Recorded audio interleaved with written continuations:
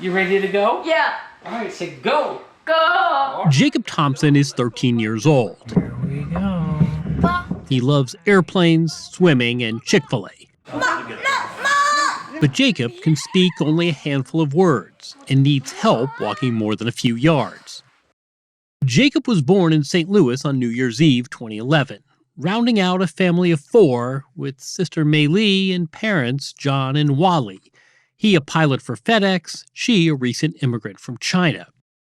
We had this perfectly normal, happy little baby. He would be able to jump up and down on my wife's lap and very alert, recognized who mom and dad was. At his 6-month checkup, Jacob received a combination shot that included the recommended childhood vaccinations against diphtheria, tetanus, and pertussis, or DTaP, all deemed safe and effective in clinical trials. Hours later, Jacob began to seize. Doctors hoped it was a one-time reaction. It wasn't. Within, I'd say 6 months or less, he didn't know that we were mom and dad anymore, and he was slithering on the floor like a snake. Unrecognizable from the child you knew. Yeah.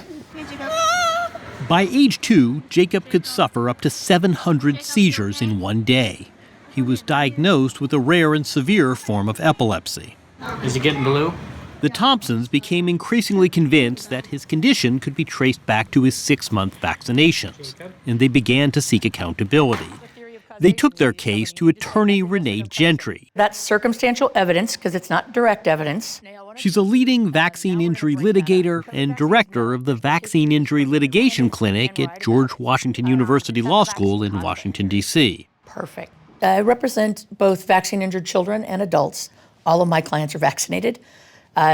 Most of them will start the conversation by saying, I'm not anti-vax. Why do you think they need to tell you right off the bat they're not anti-vax, but? There's a lot of public pressure when you say that you have a vaccine injury, that people think you're some kind of a crazy person or you're out there.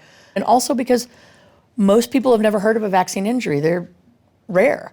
So rare that, while hard to quantify precisely, the chances of serious vaccine injury have been likened to lottery odds, lightning strikes. Bear in mind, in total, global immunization has saved an estimated 154 million lives, 6 lives each minute.